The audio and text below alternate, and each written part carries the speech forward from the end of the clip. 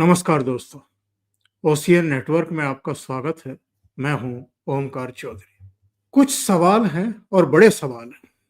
भ्रष्टाचारियों, घोटालेबाजों, दलालों को क्या नहीं पकड़ा जाना चाहिए? उनके खिलाफ केंद्रीय एजेंसियों को कोई कार्रवाई नहीं करनी चाहिए? राज्य की पुलिस को और जो भी एटीएस वगैरह बनाई जाती हैं, उनको कोई कार्रवाई नहीं करनी चाहिए? उनको भ्रष्टाचार करते रहने देना चाहिए? घोटाले करते हैं तो घोटालेबाजी करते रहना चाहिए, दलाली करते हैं, दूसरों के हक का खाते हैं तो उनको रोकना टोकना नहीं चाहिए। क्या आर्थिक सुधार नहीं करने चाहिए इस देश में? चाहे जीएसटी जैसा महत्वपूर्ण कानून लाने की बात हो या डीमोनेटाइजेशन करने का मामला हो, ऐसा कोई आर्थिक सुधार नहीं किया जाना चाहिए ताकि देश की इकोनॉमी को पटरी पर लाया जा सके। और संभवतः उसी का परिणाम है कि 2014 में जो देश वैश्विक स्तर पर 10वें 11वें नंबर पर था, आज वो फोर्थ लार्जेस्ट इकोनॉमी तो बन चुका है और अभी 2 साल के भीतर थर्ड लार्जेस्ट इकोनॉमी भी बन जाएगा। दूसरे, ये जो पहलगाम में हुआ है जेनोसाइड, इससे पहले हमने देखा था कि पुलवामा में हुआ था, उड़ी में हुआ था। इतने बड़े आतंकी हमलों का कोई प्रतिकार नहीं होना चाहिए? जो दुष्ट देश है, जहां पर आतंकियों के सरगना बैठे हुए हैं, घुस करके उनकी मांद में उन पर प्रहार नहीं किया जाना चाहिए? और जो अवैध निर्माण किए जा रहे हैं, सरकारी जमीनों पर कब्जे हो रहे हैं, क्या उन पर बुलडोजर नहीं चलने चाहिए? या जो ये लव जिहाद और जो ये गजवाए हिंद का सपना देख करके तरह तरह के प्रपंच रच रहे हैं, इन पर शिकंजे नहीं कसे जाने चाहिए? और सबसे बड़ा सवाल जो आज की तारीख में, जिस पर ये लोग दिल्ली पार्लियामेंट परिसर से लेकर के और बिहार की विधानसभा तक में हंगामा कर रहे हैं, अगर फेक वोटर बने हुए हैं, फेक वोटर से मेरा मतलब है कि जिनकी नागरिकता यहाँ की नहीं है, जो कहीं और के रहने वाले हैं और उन्होंने राशन कार्ड भी बनवा लिए, आधार कार्ड भी बनवा लिए, घर भी बना लिए, यहाँ बच्चे भी पैदा कर दिए, जो हमारी अर्थव्यवस्था पर एक बोझ बन रहे हैं, जो हमारे मूल नागरिकों के ऊपर डाका डाल रहे हैं। ऐसे लोगों की कोई पहचान नहीं होनी चाहिए? उनको क्या मतदाता सूची से अलग नहीं किया जाना चाहिए? या जो इस दुनिया में अब रहे ही नहीं, क्या उनके नाम भी मतदाता सूची में चलते रहने चाहिए? या जो शिफ्ट हो गए हैं, राज्य से बाहर चले गए हैं या ग्रामीण क्षेत्रों से शहरों में आ गए हैं रोजगार के लिए अपने परिवार के साथ, उनके नाम दोनों जगह होने चाहिए, रहने चाहिए? और अगर नहीं रहने चाहिए और अगर चुनाव आयोग एक इच्छा शक्ति दिखा रहा है या अपने दायित्व की पूर्ति कर रहा है और वो ये सब सुधार कर रहा है, मतदाता सूची को ठीक कर रहा है, तो ये बहुत बड़ा गुनाह कर रहा है क्या? क्या ये लोकतंत्र की हत्या हो रही है? और जितने कारण मैंने गिनाए हैं, ये सब अगर मोदी सरकार कर रही है, तो क्या डेमोक्रेसी खतरे में है?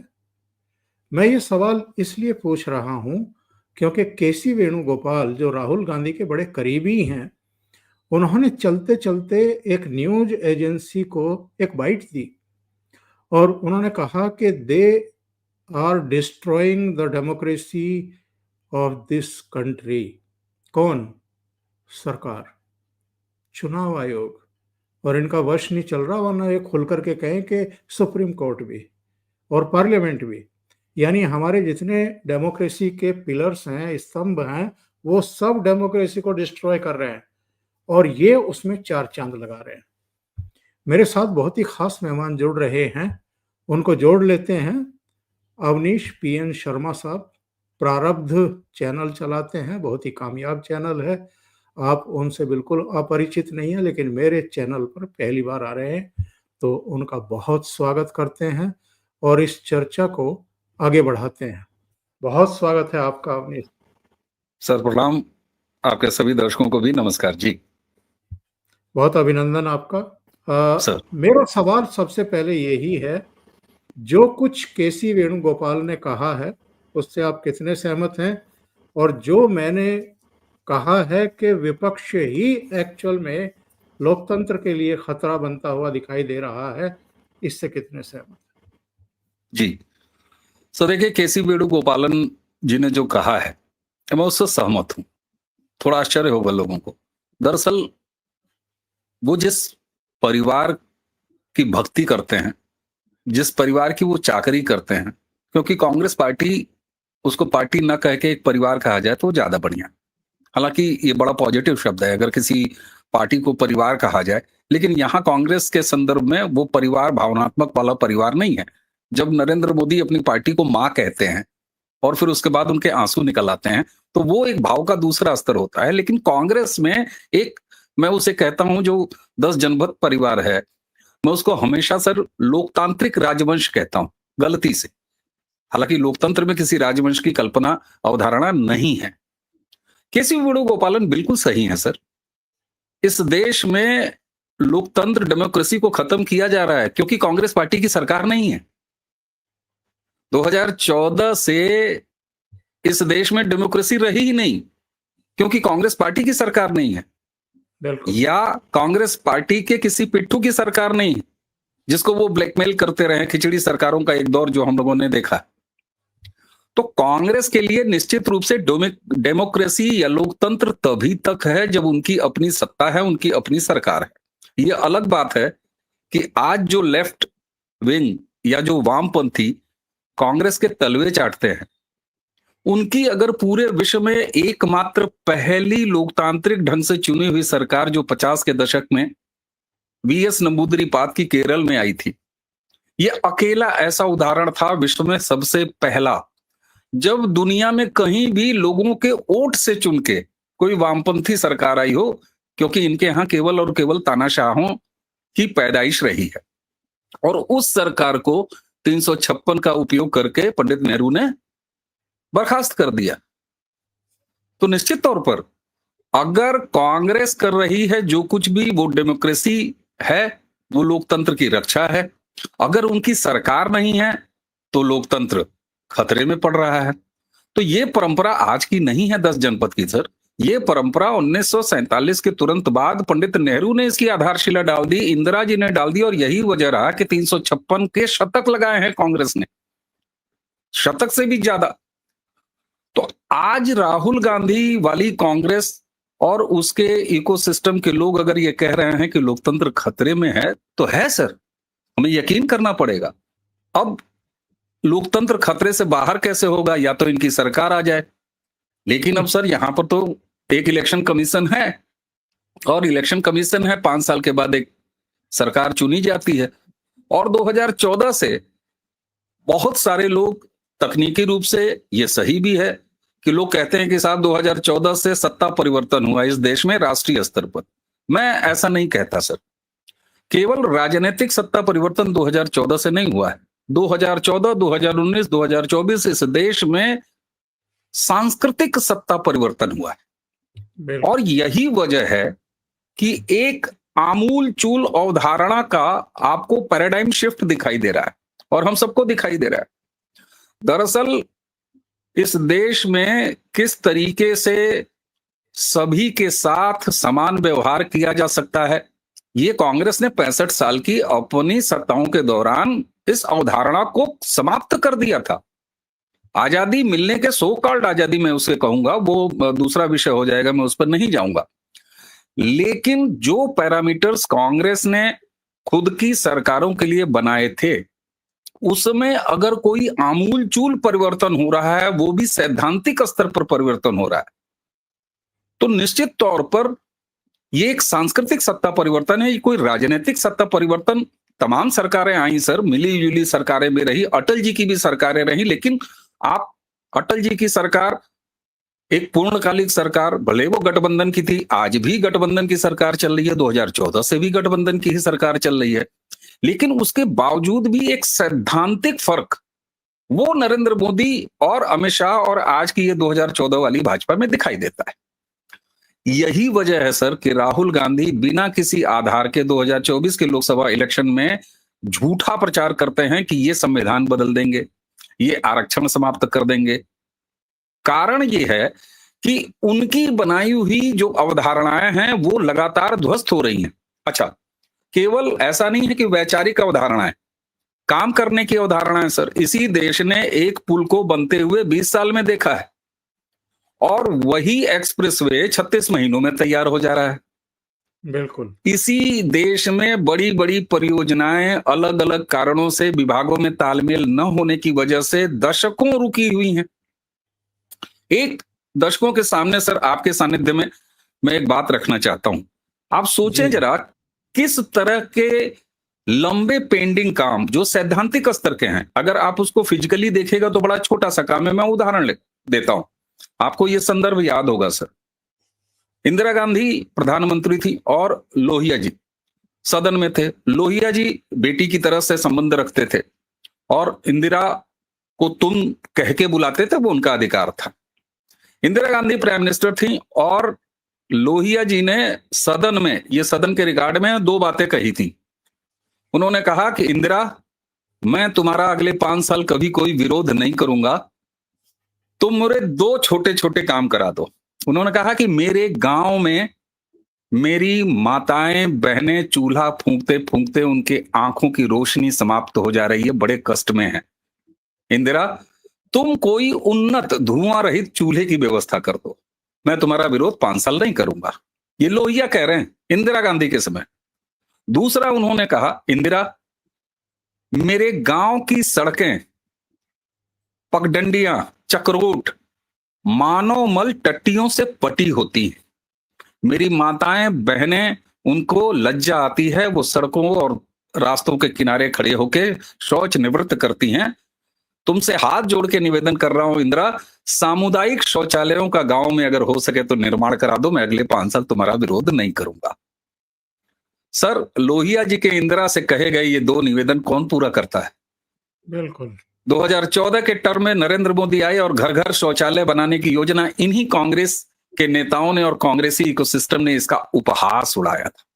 वो तो जब लाल किले से बोले थे तो मजाक उड़ाई गई थी, मजाक उड़ाया गया था। लेकिन आप सोचें, ये छोटा सा दिखने वाला काम आज महिला अपराधों में जो कमी आई है, चाहे सरकार किसी की भी हो राज्यों में, मैं ये नहीं कहता, लेकिन जब अपराधों के लिए उचित अवसर नहीं बनेगा तो अपराध अपने आप कम होते हैं। महिलाओं के प्रति छेड़छाड़ के अपराध, घरों से निकल के छेड़खानी के अपराध, ये कांग्रेस कभी समझ ही नहीं पाई। इंदिरा जी नहीं समझ पाई, उसके बाद राजीव आए, वो नहीं समझ पाए, उसके बाद मनमोहन सिंह जी की 10 साल की सरकार रही। सवाल ये होता है सर कि आप समाज से कितने जुड़े हुए हैं, कितने कटे हुए हैं। ये वही वाली बात है कि लोगों को ब्रेड नहीं मिल रही, लोगों को खाना नहीं मिल रहा है तो ये क्या कर लें। सवाल ये है सर कि इनकी अवधारणा ही दूसरे लेवल की है और इसलिए बड़ा मजाक लोग करते हैं, PM in waiting, PM in waiting. मैं कांग्रेस के लिए कहता हूं, वहां पीएम बाई बर्थ होते हैं। तो राहुल गांधी इस बात को अभी तक सहजता से अडॉप्ट ही नहीं कर पा रहे कि उनकी सरकार नहीं है। और एक चीज और सर, नरेंद्र मोदी को अब ये चुनाव में नहीं हरा सकते, ये राहुल गांधी, उनकी पार्टी, उनके पार्टी के कर्ता धर्ताओं को अच्छी तरह पता है। 2014 से 2019 उन्हें लगा कि बस एक बार है, कोई दिक्कत नहीं है, सरकार इनकी है, सिस्टम हमारा है। और ऐसा इन्होंने किया है चंद्रशेखर की सरकारों में, देवगौड़ा की सरकारों में, इन तमाम सरकारों में ऐसा किया है इन्होंने। इनको लगा कि ठीक है सर, 5 साल आ गया है, एक झटका, उसके बाद फिर हम वापसी हो जाएगी। 2019 में इनको झटका लगा। जब 2019 में नरेंद्र मोदी दूसरे टर्म में आए, तब इन्हें लगा कि नहीं, ये तो कुछ ज्यादा हो रहा है। 2024 ने अब इन्हें कहीं का नहीं छोड़ा। इस बीच 2019, 2024 दोनों में इन्होंने अपने विदेशी आकाओं की मदद भी भरपूर ली, हिंदू मुसलमान करने का भी पूरा काम किया, पूरी तरीके से मुस्लिम परस्त एक तरह से लश्कर कांग्रेस बन के भी देख लिया। लेकिन जनता ने इनको उतने नंबर दिए ही नहीं और ये सरकार से लगातार बाहर रहे। इसकी वजह क्या है? इसकी वजह यह है कि जनता ने काम के साथ भाव का संतोष भी देख लिया। उसने देखा भाई सड़क नाली खड़ंजा हमें मिल ही रहा है, बिजली हमें मिल ही रही है, राशन हमें मिल ही रहा है, साथ में देश का शौर्य बढ़ रहा है, देश का सम्मान बढ़ रहा है, देश की हैसियत बढ़ रही है, इकोनॉमी बढ़ रही है। अब एक आम जन को इससे ज्यादा और चाहिए क्या? मैं एक चीज पे और आऊंगा, नरेंद्र बिल्कुल। मोदी या भारतीय जनता पार्टी के बनाम जो मुसलमानों को खड़ा किया जाता रहा है सर, ये बात तो सही है कि आज भी मुस्लिम वोट बैंक है और वो कतई नहीं चाहता कि भाजपा की सरकार आए और खासतौर से नरेंद्र मोदी की सरकार आए। ये निश्चित है सर। भाजपा मुगालते में रहे, सबका साथ सबका विकास, ये उनकी प्रॉब्लम है, उनकी राजनीति है। मैं प्रॉब्लम भी नहीं कहूंगा, ये उनकी पॉलिटिक्स है, वो करें। लेकिन ये बात भी उतनी ही सही है कि 2014, 2019, 2024 नरेंद्र मोदी ने कम से कम चुनाव में भारतीय राजनीति में मुस्लिम वोट बैंक नाम की चीज को न्यूट्रलाइज कर दिया है। मुसलमानों के लाख न चाहने के बाद भी तीसरी बार सरकार में आए।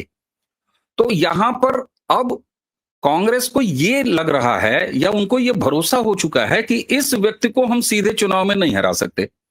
अब आप जब सीधे चुनाव में नहीं हरा सकते तो फिर आपके पास एक तरीका है, या तो आप औपचारिकता में कहें, जो विपक्ष कहता है कि लोकतंत्र खतरे में है, मैं इसे कोई गलत लाइन नहीं मानता हूं।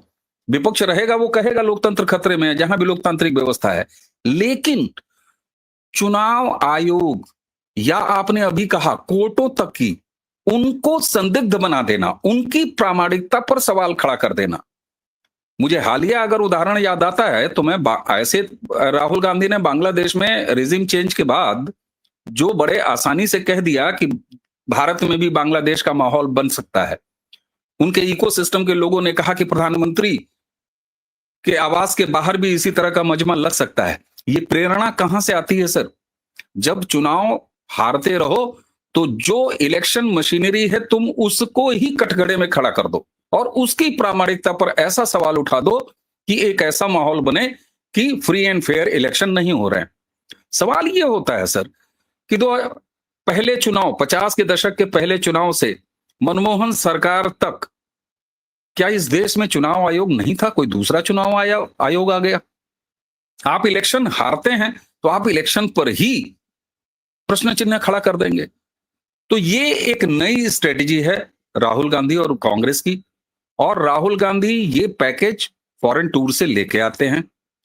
बांग्लादेश में एक रेजिम चेंज सक्सेसफुली उन ताकतों ने कराया और इसलिए जब इन्हें ये पूरी तरीके से अब यकीन है कि नरेंद्र मोदी नाम के व्यक्ति को हम चुनाव में नहीं हरा सकते उनके काम के बदौलत, तो अब उनके चुनाव को ही संदिग्ध बता दो और कोशिश इनकी ये है। लेकिन सर इस सब सारी नकारात्मकता के बीच में जो सकारात्मक बात यह है कि जनता इनके इन सारे प्रपंच को, सारे फ्रॉड को, सारे छल को, सारे फरेब को न सिर्फ समझ रही है बल्कि उसको बाय भी नहीं कर रही है, नहीं खरीद रही है सर। आप देखें महाराष्ट्र चुनाव को पहले इन्होंने संदिग्ध हारने के बाद, और बिहार में इनकी स्ट्रेटजी क्या रही? चुनाव होने से पहले ही ये उस चुनाव या चुनावी व्यवस्था को संदिग्ध बनाने का प्रयास कर रहे हैं। वह भी तब जब सुप्रीम कोर्ट इस मामले की सुनवाई करते हुए ये कह चुका है कि एक भी ऐसा व्यक्ति जो कि अयोग्य हो वो भारत की निर्वाचन लिस्ट में नहीं होना चाहिए, मतदाता सूची में नहीं होना चाहिए। तो सर जब आप वो हमारे यहाँ भोजपुरी में कहावत कहते हैं, खेलब न खेले देव खेलिए बिगाड़ब, मैं उसको हिंदी कर देता हूं कि न खेलूंगा न खेलने दूंगा, मैं खेल ही बिगाड़ूंगा। तो ये राहुल गांधी और उनकी कांग्रेस यही करने का प्रयास कर रही है। लेकिन देश में लोकतंत्र है और देश लोकतांत्रिक ढंग से ही जी रहा है। ये अलग बात है कि इनका पैमाना है कि हमारी सरकार नहीं है तो लोकतंत्र खतरे में है या लोकतंत्र नहीं है, लेकिन ये देश ये नहीं मान रहा। अगर मान रहा होता तो 49 से 99 की इनकी हैसियत नहीं होती। जी, आपने बहुत तर्कपूर्ण बातों से पूरे सिनेरियो को एक तरीके से समझा दिया है कि इनकी नीयत एक्चुअल में क्या है। जब हिमाचल में बहुमत मिलता है तो ईवीएम भी ठीक काम करती है, चुनाव आयोग भी ठीक काम करता है। कर्नाटक में बनती है तो बिल्कुल ठीक है, तेलंगाना में बनती है बहुत ही सही है। जब बहन जी जीतती हैं वायनाड से तो बिल्कुल करेक्ट डिसीजन मतदाताओं का जनादेश है। राहुल गांधी दो दो जगह से जीतते हैं और करीब करीब 4 लाख के मार्जिन से जीतते हैं, तो चुनाव आयोग बहुत बढ़िया काम करता है। लेकिन जैसे ही दिल्ली में, महाराष्ट्र में और हरियाणा में बीजेपी जीतती है तो चुनाव आयोग भी खराब, ईवीएम भी खराब, मतदाता सूचियों में भी हेर-फेर, तमाम चीजें जो हैं वो ये कहना शुरू कर देते हैं। जो वितंडा खड़ा किया जा रहा है पिछले कुछ दिनों से बिहार में, जो विशेष आपका सत्यापन का काम चल रहा था उसके खिलाफ, सीसी का आज बयान आ गया और उन्होंने कहा है कि क्या फर्जी, यानी जो विदेशी हैं या घुसपैठिए हैं, उन मतदाताओं को हम सूची में रहने दें, उनको वोटिंग करने दें? क्या आयोग लोकतंत्र की हत्या होने दे? और अगर मैं अपने शब्दों में कहूं तो भारत के भविष्य को दांव पर लगने दे? कैसा देश बनाना चाहते हैं राहुल गांधी? और क्या ये कवायद पहली बार हो रही है? जो मेरी जानकारी है, ये 10वीं बार मतदाता सूचियों का सत्यापन हो रहा है और अलग-अलग राज्यों में ये मुहिम पहले भी चलती रही है। जब पहले भी चलती रही है और इनकी सरकार के समय भी चलती रही है, तब इनको कोई दिक्कत क्यों नहीं थी? आज क्यों हो रही है? और इसी का एक सवाल ये, क्या अब जो आपने भी कहा कि इनको ये पता चल गया है कि जनता की नजरों से तो आप गिर चुके हैं, आप दोबारा सत्ता में आ नहीं सकते और मोदी को हटा नहीं सकते, तो क्या अब अराजकता पैदा करने के लिए नित नए झूठ गढ़े जाते हैं? सीएए पर भी हमने देखा है किस तरह के नैरेटिव लेकर के इन्होंने आग लगाने की कोशिश की। वक्फ पर भी देखा है, वो चीजें चल नहीं पाई क्योंकि बीच में पहलगाम की घटना हो गई। उसके बाद अब हम फिर देख रहे हैं, फिर से एक इन्होंने जो है ये मसला पकड़ा है और देश में आग लगाने की कोशिश हो रही है। सर, राहुल गांधी का तो खुला डायलॉग है पब्लिकली, पूरे देश में केरोसिन बिखरा हुआ है। ये कह के राहुल गांधी क्या कहना चाह रहे थे? इस देश में, पूरे देश में केरोसिन फैला हुआ है, एक माचिस की तीली की आवश्यकता है और वो माचिस की तीली राहुल गांधी अपने हाथ में लेके बार बार आग लगाने का प्रयास कर रहे हैं। इसमें तो कोई शक ही नहीं है सर। और सबसे दुर्भाग्यपूर्ण स्थिति यह है कि राहुल गांधी और उनकी कांग्रेस जब ये कर रही है या करने का लगातार असफल प्रयास कर रही है, इस सबके बीच में सकारात्मक यही तो है सर। और इससे इनकी अंदर लगी हुई आग दिन दूनी रात चौगुनी बढ़ती चली जा रही है। राहुल गांधी और कांग्रेस सत्ता से हटने के बाद 19 में, जैसा मैंने कहा कि 19 में जब नरेंद्र मोदी दोबारा आए, तब इन्हें एहसास हो गया कि ये हमारे साथ अब कुछ ज्यादा गलत हो रहा है। इनको ये एहसास हो गया था। लेकिन सवाल ये होता है कि जब ये अलग अलग राज्यों में चुनाव जीत जाते हैं तो इनके लिए सब कुछ बढ़िया होता है। अभी अगर इनको सरकार वापसी के जरा से भी संकेत मिले, आप देखिए सब कुछ इनके लिए अच्छा हो जाएगा। एक चीज और, इस देश में कांग्रेस का इतिहास जरा आप देख लीजिए। इन्होंने जब ये सत्ता में लगातार रहे हैं तब भी ये अराजकता की स्थितियां पैदा करते रहे हैं, अलग अलग समय पे अलग अलग तरह की। चाहे वो कहीं कम्युनल वायलेंस हो, कहीं होने दिया है, कहीं करवाने के भरपूर अवसर पैदा किए हैं। राज्यों के बीच भाषा की लड़ाई, पानी की लड़ाई। तेलंगाना को जब ये नया राज्य बना के जाते जाते, अपनी सरकार जाते जाते अवैध तरीके से इन्होंने आधा अधूरा जब तेलंगाना को एक अलग स्टेट दिया, वहां भी कितने तरह की समस्याएं छोड़ के आए। अच्छा, इस तरह की समस्याएं छोड़ना ताकि ये उसको हल करने, जैसे वो मैं पूरी जो डॉक्टर समुदाय है, मैं उसका अपमान नहीं कर रहा हूं कहीं से भी, लेकिन डॉक्टरों में भी एक ऐसा वर्ग है, मेडिकल इंडस्ट्री में एक ऐसा वर्ग है प्रोफेशन में, जो जानबूझ के मरीज की परेशानियों को बढ़ाए रखता है। अगर 4 दवा उसको आराम करने की देता है तो एक कोई ऐसी दवा उसमें लगा देता है जिसकी वजह से वो थोड़ा बहुत डिस्टर्ब रहे। अदरवाइज वो दुरुस्त हो जाएगा, चंगा हो जाएगा, तो फिर उसके पास आएगा कैसे, ओपीडी चलेगी कैसे? कांग्रेस के ये डीएनए में है सर। पंडित नेहरू की ऐतिहासिक तमाम वो उलझने, बांग्लादेश से 71 में अपनी मजबूत स्थिति होने के बाद भी ये काम नरेंद्र मोदी के लिए छोड़ दिया जाता है कि गांव का बंटवारा करके सीमाओं का सही रेखांकन करिए। चीन के साथ सीमा विवाद, पाकिस्तान के साथ सीमा विवाद, कच्छ के रण में इतनी ज्यादा 1965 में हम जंग जीते, उसके बावजूद भी लाखों लाखों हेक्टेयर भूमि वो पाकिस्तान के कब्जे में चले जाना, और तो और शत्रु प्रॉपर्टीज जैसी चीजें जो शत्रु प्रॉपर्टी एक्ट में आती हैं, उनको उसी तरीके से उलझा के रखना, ऐसे सिलसिले बंद नहीं होंगे सर। और लाखों लाख पाकिस्तानी ऑपरेशन सिंदूर के समय यह पता चला कि कोई 20 साल से, कोई 22 साल से, कोई आधा दर्जन बच्चे, कोई 1 दर्जन बच्चे, किसी की ससुराल यहां, किसी का मायका यहां। नेहरू लियाकत पैक्ट आपने किस लिए किया था? नेहरू लियाकत पैक्ट होने के बाद तो ये सारी स्थितियां समाप्त हो जानी थी।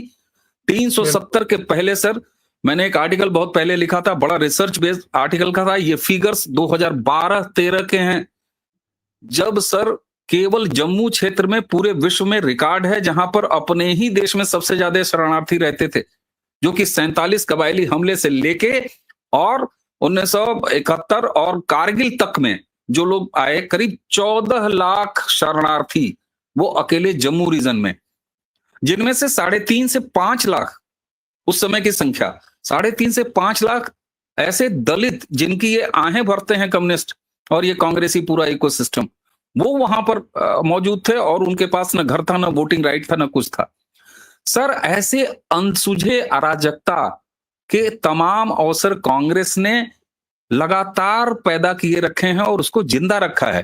कांग्रेस की लंबे समय में सत्ता में बने रहने की एक प्रमुख तकनीक ही है कि इस देश में अराजकता, समस्या, सीमा विवाद, आंतरिक विवाद, भाषा विवाद, पानी विवाद, सीमाओं के बीच में, राज्यों की सीमाओं के बीच में विवाद। आप असम, नागालैंड और नॉर्थ ईस्ट में देखें सर, असम और नागालैंड के बीच में कितनी खूनी लड़ाइयां हुई हैं सर, त्रिपुरा और नेबर स्टेट के बीच में लड़ाइयां हुई हैं।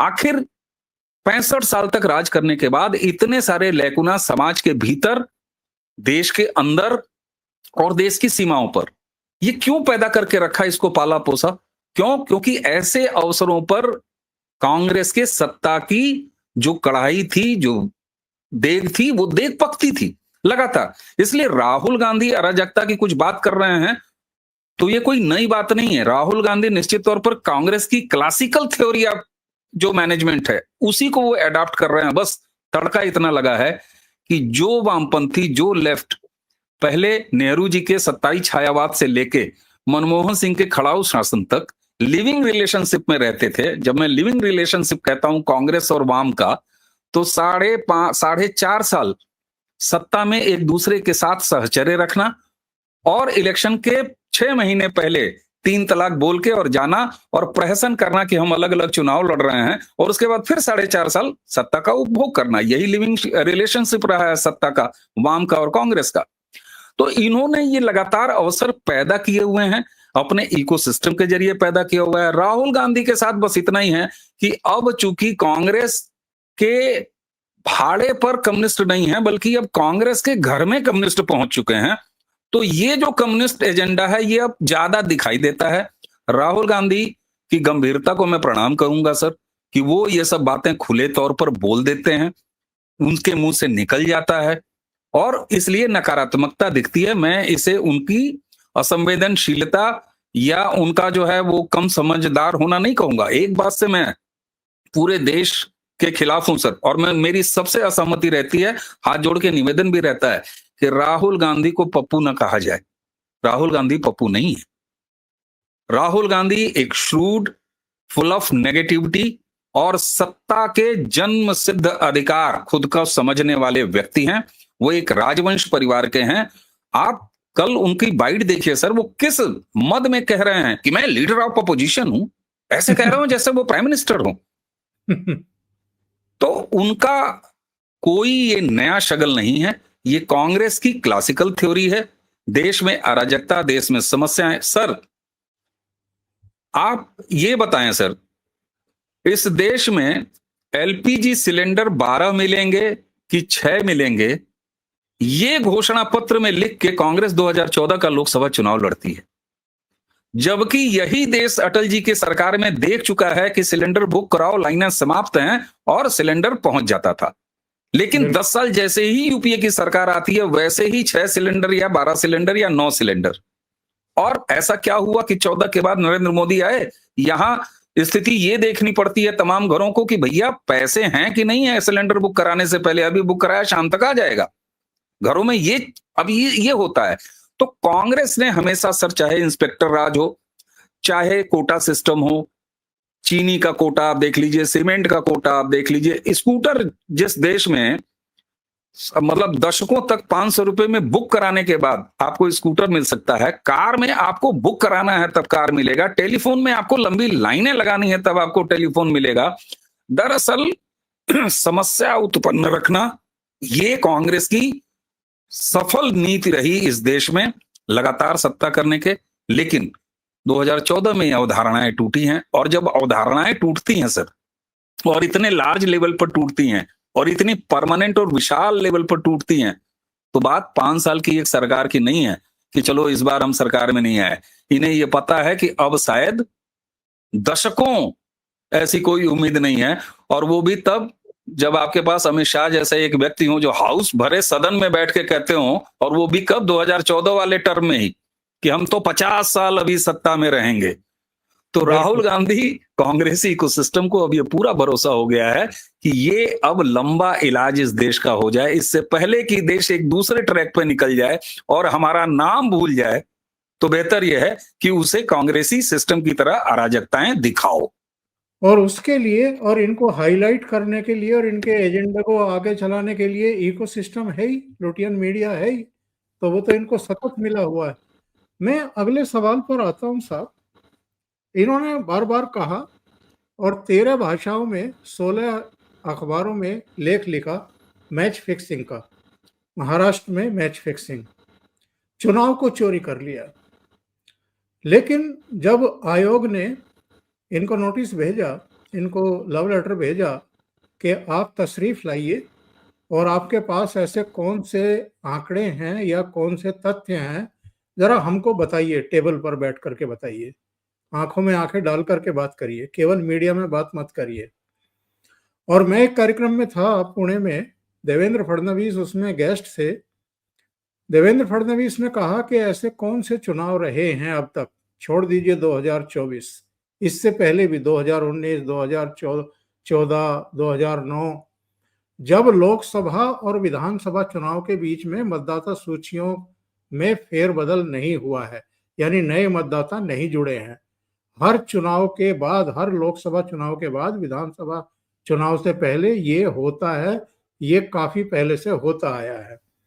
लेकिन इन्होंने जानबूझ करके एक अराजकता फैलाने के लिए और लोगों को भ्रमित करने के लिए ये सब किया। ये वही लोग हैं जिन्होंने कहा था कि ईवीएम को हैक किया जा सकता है। तब भी चुनाव आयोग ने कहा था कि जो आपके बेस्ट इंजीनियर हैं उनको भेज दीजिए, हम ये दिन तय कर रहे हैं, इन दिनों में आकर के ईवीएम को हैक करके दिखाएं। कोई नहीं गया। तो ये जो पूरी जो चुनाव की हमारी प्रक्रिया है, प्रणाली है, जिसकी दुनिया भर में प्रशंसा होती रही है, उसकी स्वतंत्रता को लेकर के, उसकी तटस्थता को लेकर के, उसकी कार्य प्रणाली को लेकर के, उसको डिस्ट्रॉय करने में लगे हुए हैं। सर, कांग्रेस से एक प्रश्न पूछा जाना चाहिए। ईवीएम नरेंद्र मोदी की सरकार तो लेके आई नहीं 2014 में, सरकार कांग्रेस की थी जब ईवीएम इंट्रोड्यूस हुआ। क्या राहुल गांधी और उनकी कांग्रेस इस बात का उत्तर देगी कि जब से इस देश में पहला ईवीएम से चुनाव हुआ, उसके बाद जितनी बार भी कांग्रेस की सरकार बनी वो अवैध रूप से बनी हुई सरकार थी? अगर ईवीएम हैक किया जा सकता था तो ये क्या ईवीएम की प्रजाति बदल गई 2014 में नरेंद्र मोदी के सत्ता में आते ही? तो सवाल यह है सर कि ये इन प्रश्नों का उत्तर नहीं देंगे, और यही ये बताता है कि सुप्रीम कोर्ट भी इनको इस बात के लिए लताड़ चुका है। और एक सकारात्मक स्थिति और है सर, संभवतः इस देश में लोग पहली बार देख रहे होंगे जब इलेक्शन कमीशन इतना मुखर है। और इलेक्शन कमीशन जब मुखर है तो कभी सरकारों के ऊपर सवाल उठाया गया, इलेक्शन कमीशन कभी रिएक्ट नहीं करता था। कभी किसी पॉलिटिकल पार्टी या किसी सरकार पर, किसी नेता पर जब आरोप लगाया गया, तब भी कभी इलेक्शन कमीशन ने इतना खुल के नहीं बोला है। लेकिन राहुल गांधी इलेक्शन कमीशन एक संस्था की क्रेडिबिलिटी को नष्ट करने पर तुले हुए हैं, और यही वजह है कि इलेक्शन कमीशन अब प्रेस कॉन्फ्रेंसेस तक कर रहा है। वो बुला रहा है। कारण क्या? आप हमला उस संस्था पर कर रहे हैं। बहुत सारे लोग ये कह रहे हैं कि इलेक्शन कमीशन बीजेपी की तरफ क्यों खड़ा हो जा रहा है। नहीं साहब, आप इस अंतर को समझिए। जब राहुल गांधी चुनाव आयोग पर इस तरह के आरोप लगाते हैं तो वो संस्था पे आरोप लगाते हैं, वो नरेंद्र मोदी पर आरोप नहीं लगा रहे। इसलिए चुनाव आयोग सामने खुल के आ रहा है। और अब स्थिति ऐसी हो गई है कि मुझे तो ऐसा लगता है कि यह देश यह भी इतिहास में देखेगा कि कहीं इलेक्शन कमीशन कोर्ट में न चला जाए रिलीफ मांगने के लिए कि ये एक संस्था के तौर पर हमें लगातार डिस्क्रेडिट करने का प्रयास कर रहे हैं। और ये बड़ा सुखद है, संतोषजनक है देखना कि एक संस्था जिसकी क्रेडिबिलिटी पर सवाल उठाया जा रहा है लीडर ऑफ अपोजिशन द्वारा, एक पूरी मंडली द्वारा, वो संस्था अब अपने आप को सामने ला रही है और अपने अधिकारों के लिए और अपनी क्रेडिबिलिटी को बचाने का प्रयास कर रही है। क्यों? क्योंकि इस देश में फ्री एंड फेयर चुनाव कराना ये इलेक्शन कमीशन का नैतिक ही नहीं, विधिक और संवैधानिक जिम्मेदारी है। इसलिए आज सवाल ये नहीं है कि राहुल गांधी भाजपा पर अटैक कर रहे हैं। वो करें, वो उनका पॉलिटिकल अधिकार है सर। वो नरेंद्र मोदी को दिन में 5 बार गालियां दें, ये उनका लोकतांत्रिक अधिकार है। वो एक पॉलिटिशियन है, वो उनके खिलाफ चुनाव लड़ते हैं तो वो उनको गाली देंगे, दें। लेकिन राहुल गांधी को ये किसने अधिकार दे दिया है कि इस देश के इलेक्शन कमीशन को वो संदिग्ध बना दें? राहुल गांधी को यह किसने अधिकार दे दिया है कि इस देश की मतदाता सूची को अगर दुरुस्त करने का काम किया जा रहा है तो वो उसमें अड़ंगा लगाएं?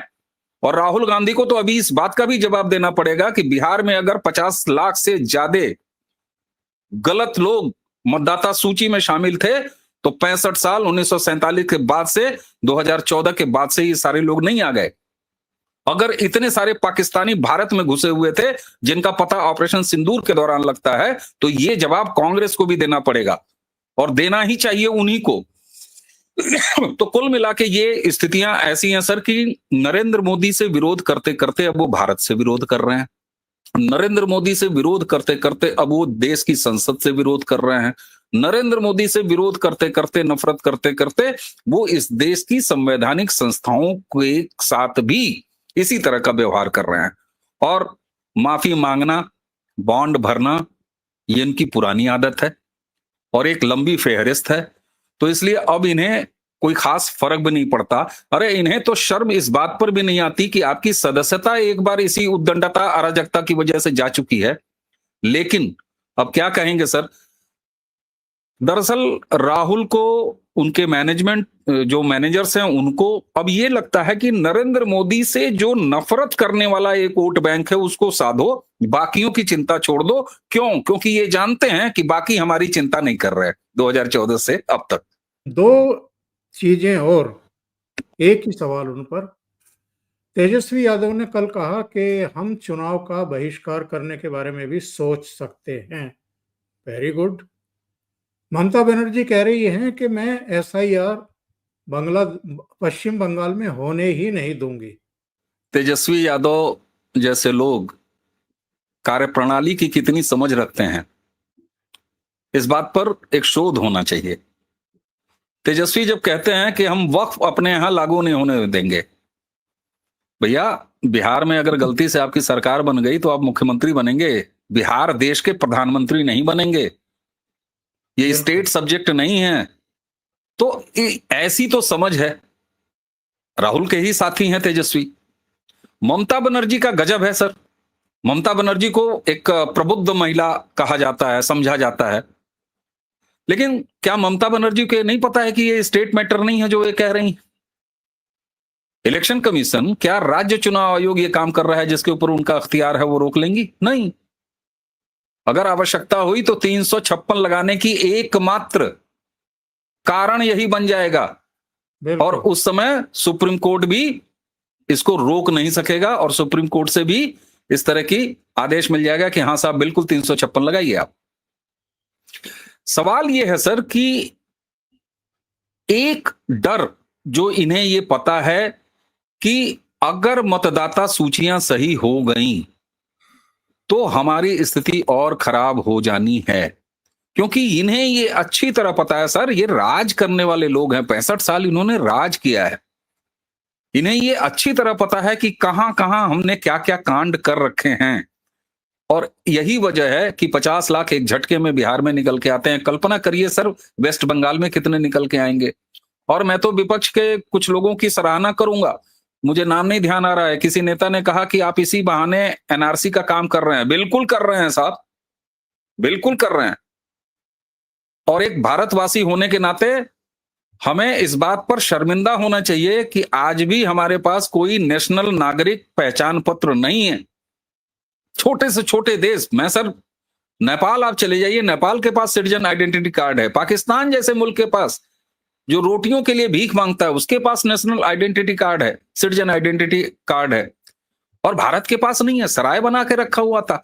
आज जब अलग अलग तरीकों से इस तरफ बढ़ा जा रहा है, और मैं मानता हूं कि इलेक्शन कमीशन जो अब बड़ी निर्भीकता से ये काम कर रहा है, ये जब राज्यों के सारे डेटाज इकट्ठे होंगे, ये आज भले मतदाता सूची को दुरुस्त करने का काम हो रहा हो, लेकिन कल यही एनआरसी के लिए एक महत्वपूर्ण डेटा साबित होगा, एक महत्वपूर्ण आधार साबित होगा।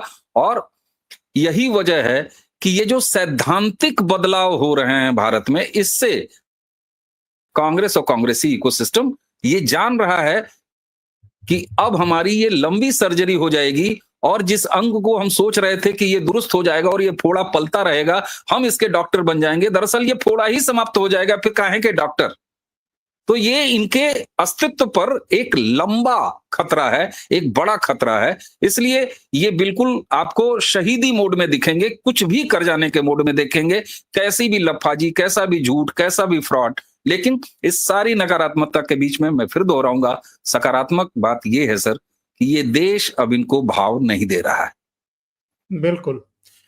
और आखिर में ये ज़रूर जानना चाहूँगा, डोनाल्ड ट्रंप जब नए-नए बने थे, तो उन्होंने अलग-अलग देशों को भेजी जाने वाली यूएस एड को रोकने का काम किया था, और एक बयान उनका आया था कि भारत को भी वोटर टर्नआउट के लिए यूएस एड दी जा रही थी। इसका क्या मतलब है? क्या इसकी जांच नहीं होनी चाहिए हमारे यहाँ चुनाव आयोग के द्वारा, या जो भी एजेंसियां हैं उनके द्वारा, कि उसके असल लाभार्थी कौन थे? बिल्कुल सर, ये होनी चाहिए, निश्चित तौर पर होनी चाहिए। और मुझे लगता है कि इलेक्शन कमीशन का इसमें क्या रोल बनेगा मुझे तो नहीं समझ में आता, लेकिन हो सकता है कि इसमें थोड़ा सा डिटेल देखना पड़ेगा, और इसमें अपडेट भी देखना पड़ेगा। मैं अपडेट नहीं हूं कि दरअसल वो ट्रंप के बयान के बाद वो केवल जबानी जमा खर्च ही रह गया था, या सरकारी लेवल पर कुछ इनिशिएटिव भी उसके हुए हैं। लेकिन निश्चित तौर पर ये होना चाहिए। और मीडिया मीडिया के तो आ चुके हैं सर, उनके तो प्रमाण आ चुके हैं, यूट्यूबर्स के प्रमाण आ चुके हैं, मीडिया के प्रमाण आ चुके हैं। लेकिन मुझे लगता है कि नरेंद्र मोदी और शाह साहब जो है ना, बड़ा ठंडा करके खाते हैं सर। तो ऐसा नहीं है कि वो कोई खाना छोड़ते नहीं है, बस ये है कि थोड़ा ठंडा करके और आराम से खाते हैं। तो समय जब आएगा तो वो काम भी होंगे, निश्चित तौर पर होंगे। और एक चीज सर अंत में मैं कहूंगा, जी।